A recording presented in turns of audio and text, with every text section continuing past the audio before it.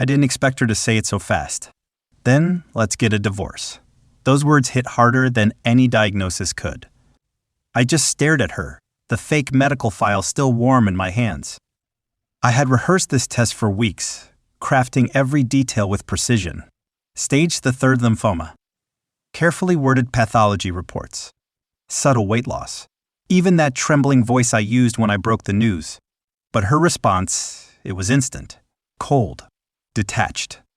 Almost like she'd been waiting for the right excuse to leave me. I should have cried. That's what a normal man would do. But instead, I felt still like I'd finally caught her mask slipping. I didn't tell her it was a test. I didn't shout or beg. I just nodded and said, "Okay." It's been 12 days since then. 12 long, bitter days of silence, of pretending we're separating amicably. The divorce papers lie untouched on the dining table. She's been avoiding eye contact, staying out late, saying it's too hard to be around me like this. I've been playing along, letting her dig her own grave. You see, everyone thought she was perfect, my friends, my family. Even I used to believe it.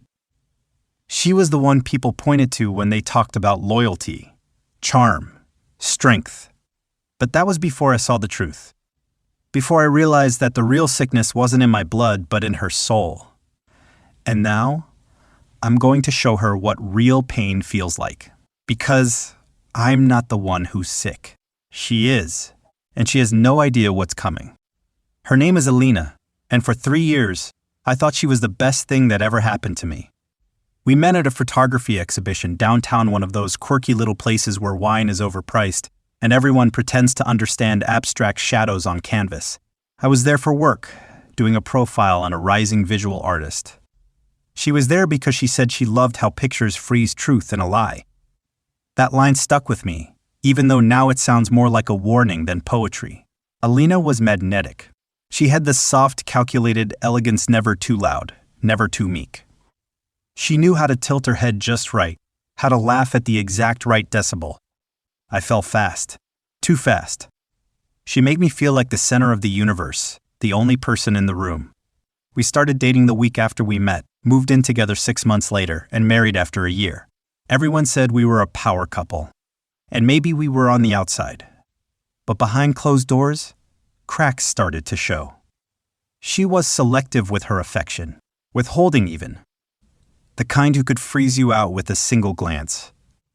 But she always came back around, always warmed up just when I started pulling away. It kept me tethered, desperate for the highs to return. I didn't realize back then that love isn't supposed to feel like gambling. My name is Zion. I'm a freelance writer, essays, opinion pieces, the occasional investigative dive when I get obsessed with something. And lately, I've been obsessed with the truth about my own marriage. There's also Ryan, my best friend since college. The guy's blunt, fiercely loyal, and he never liked Alina. Said she had shark eyes, always watching, never blinking. I dismissed him, chalked it up to jealousy or maybe his history with toxic exes. But now, I think he saw something I couldn't. Alina didn't have much family. Or so she said. Her parents died when she was young, raised by an aunt who kept her disciplined. That's the word she always used. Disciplined. I thought it explained her coldness, her need for control. I tried to be understanding, supportive. I bent backwards for her moods, her silences, her rules. But lately it's like she's been waiting for something to break. Maybe she didn't expect it to be me. What haunts me isn't just her reaction to the fake diagnosis. It's how practiced she sounded, like she already knew how to navigate a breakup.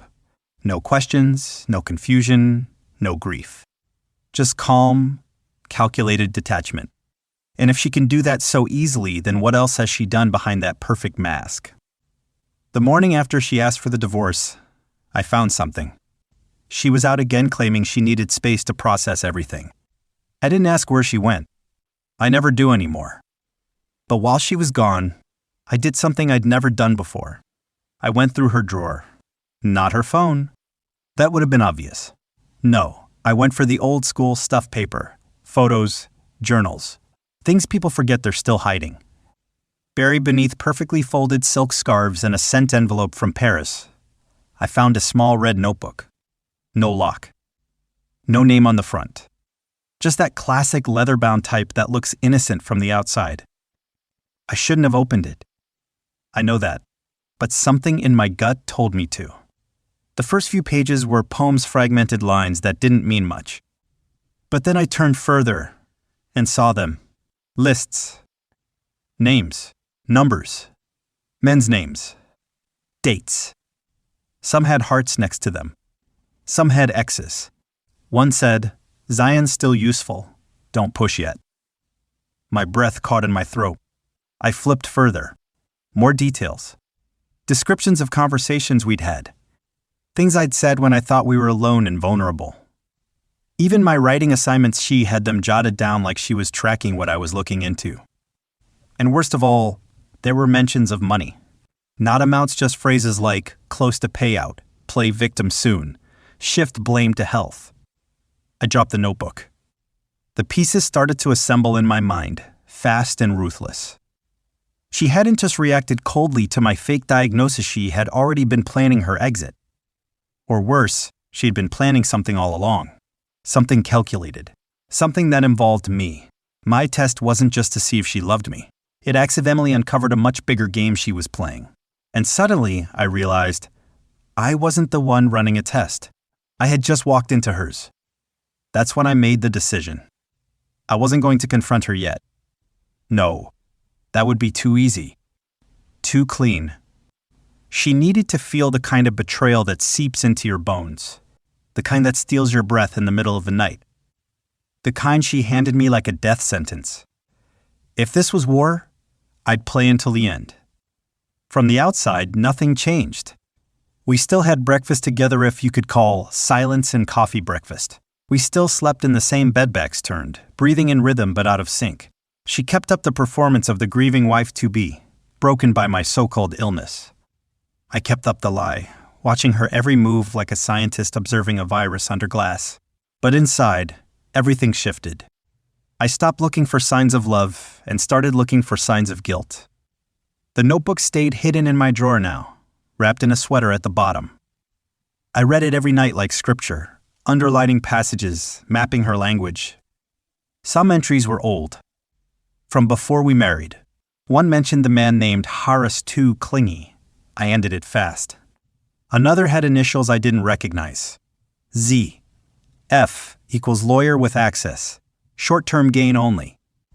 Then there was an entry from just 4 months ago. Zion's loyalty is both strength and weakness.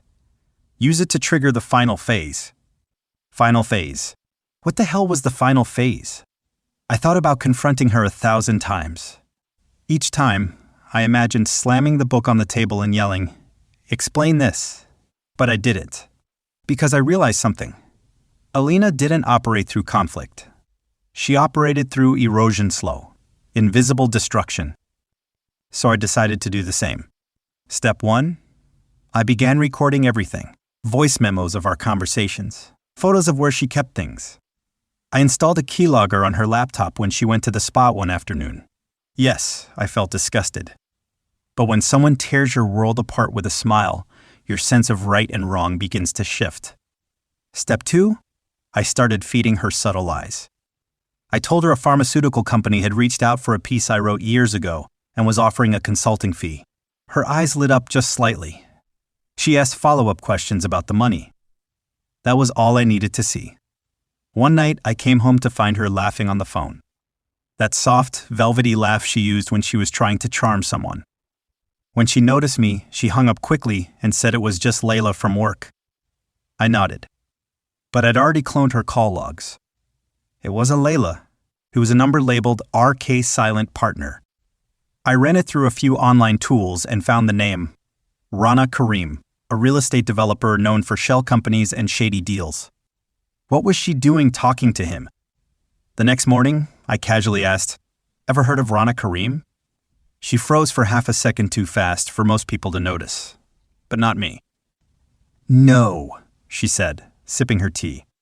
"Why?" "Just came across his name in some articles I was reading about fraud cases."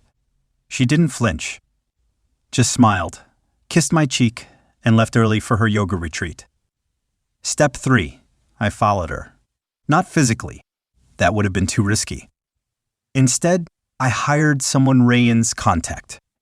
A guy who used to do corporate surveillance.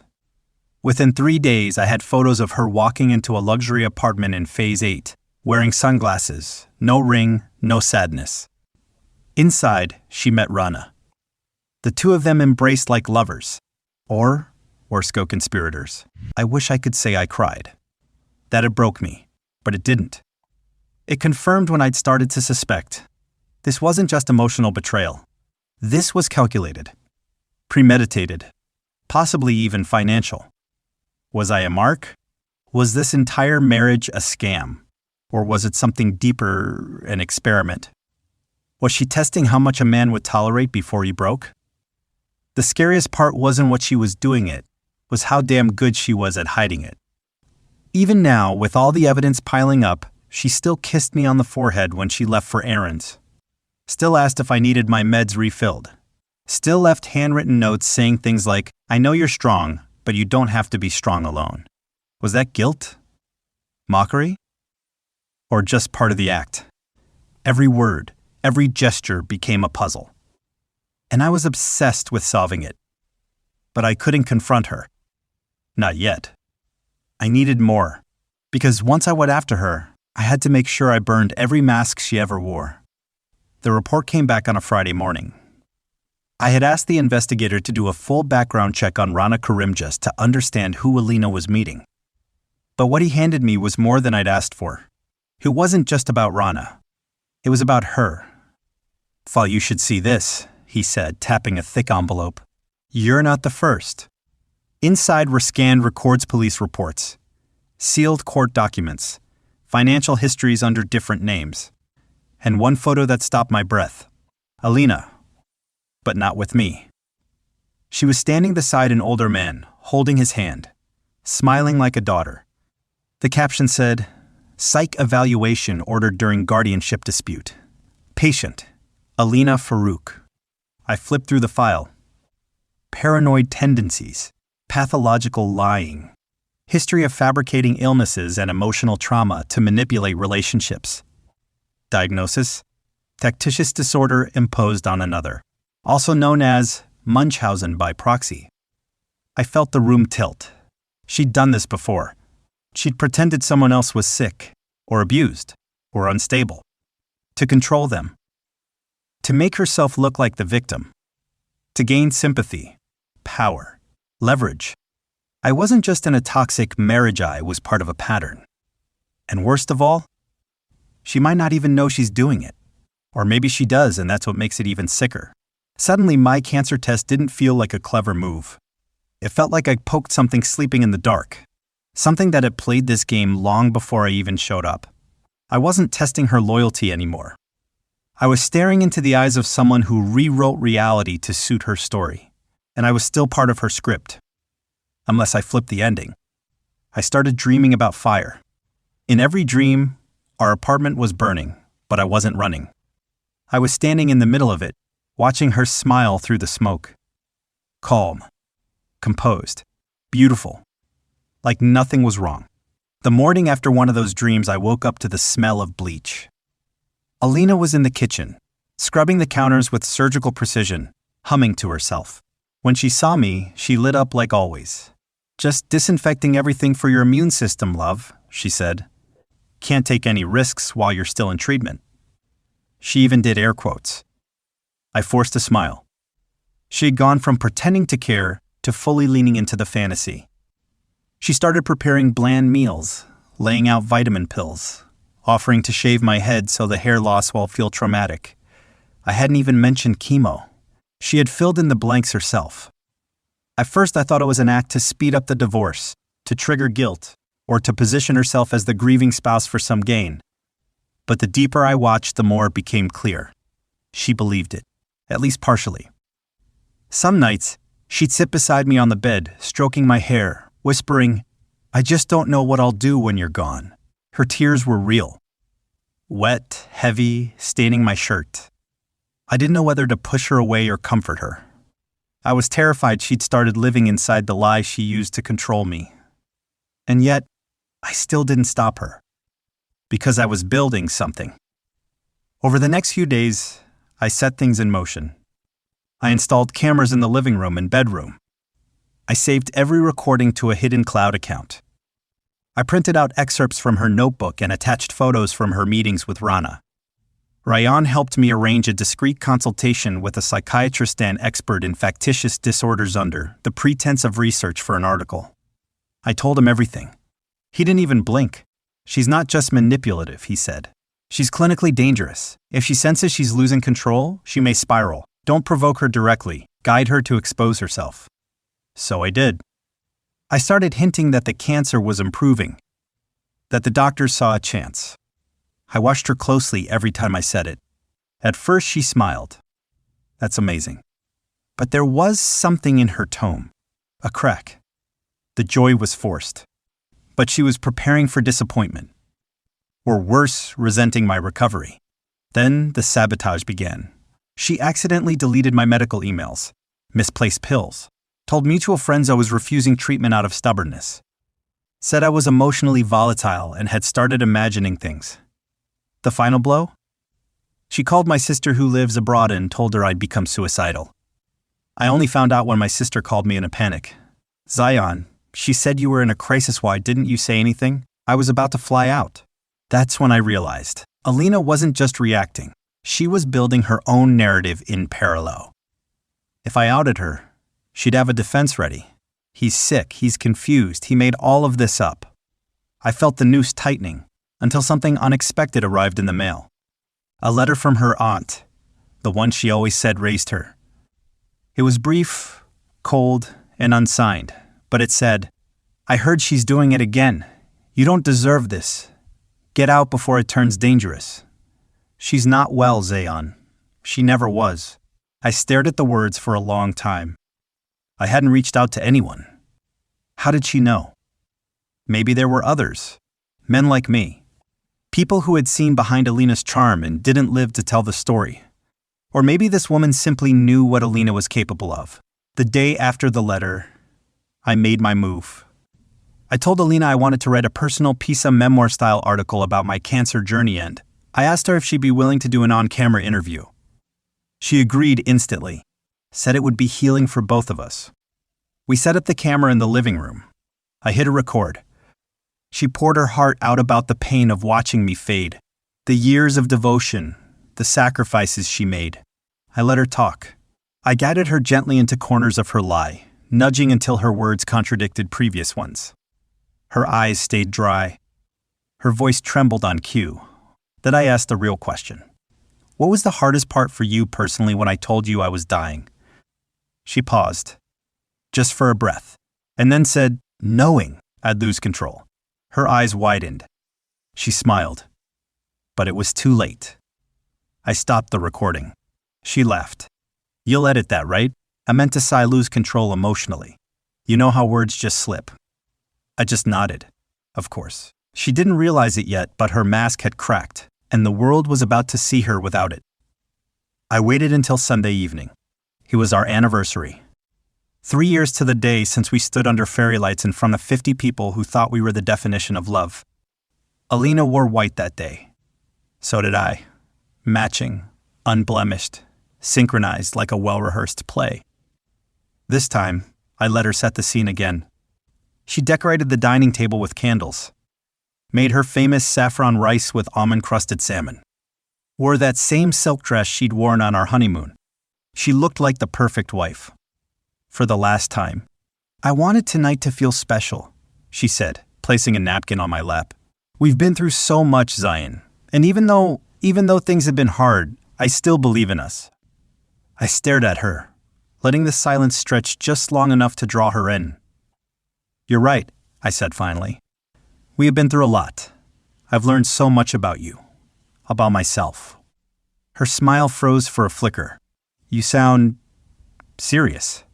I reached into my pocket and pulled out a small USB drive. I set it gently on the table between us. What's this? She asked. Truth, I said. Unedited. She didn't move, Her fork hovered in the air. I think you'll want to watch what's on it. Or maybe not. You already know. She swallowed. Zayan, what are you doing? I know about Rana. I know about the notebook. I know about the phone calls, the tracking, the games. But what I didn't know, what shocked me the most, is that you've done this before. Her eyes narrowed. You went through my things? I did more than that. I leaned forward. I researched your past. I spoke to people. I found your court documents, the psychiatric evaluation. I even got a letter from your aunt. The color drained from her face. You lied about me being unstable. You tried to isolate me, discredit me, emotionally strip me down. But you slipped, Alina, on camera. Her voice dropped to a whisper. You recorded me? You said you feared losing control. But that wasn't a slip, was it? That's what this has always been about. Controlling the narrative. Controlling me. Alina stood up slowly. She looked like she might lunge or scream, but instead, she just smoothed her dress. You think you've outsmarted me? She said softly. You think this little drama makes you some kind of hero? You knew I was unwell and you baited me. No, I replied, standing too. I didn't bait you. I survived you. Her expression cracked. For the first time, I saw something real raw panic beneath all that polish. You don't know what it's like, she spat. To feel like people only love you when you're in pain. To feel invisible unless you're needed. That's not manipulation, Zayan. That's survival. Her voice trembled with genuine emotion, and for a moment, I almost felt pity. But then she added, You think exposing me fixes you? What about you? You faked cancer just to test me. You're not a victim. You're just like me.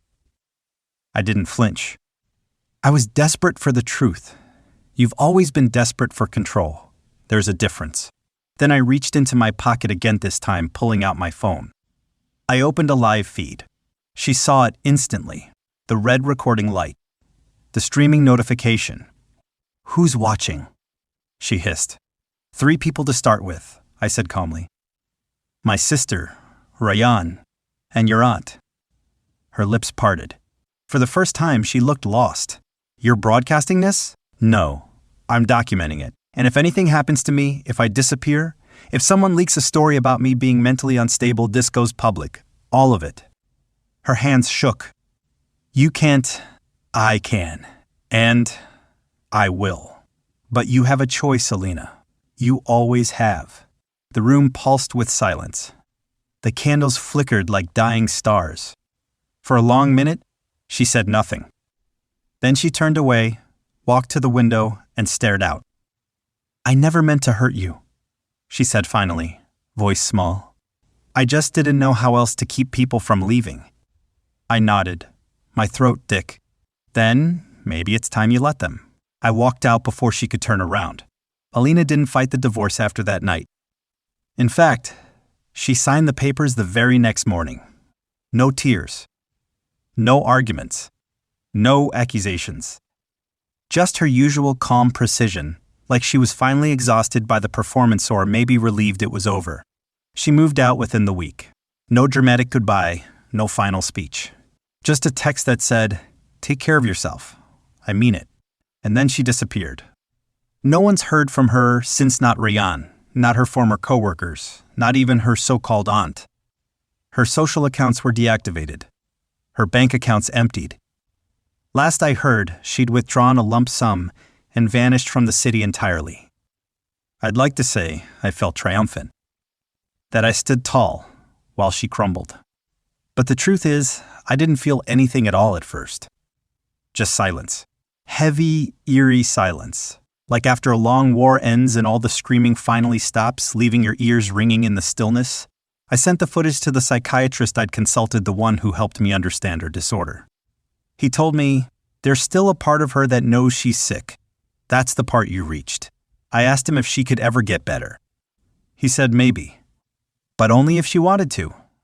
For a long time I kept waiting for another twist for her to come back, to start rumors, to try to ruin me again.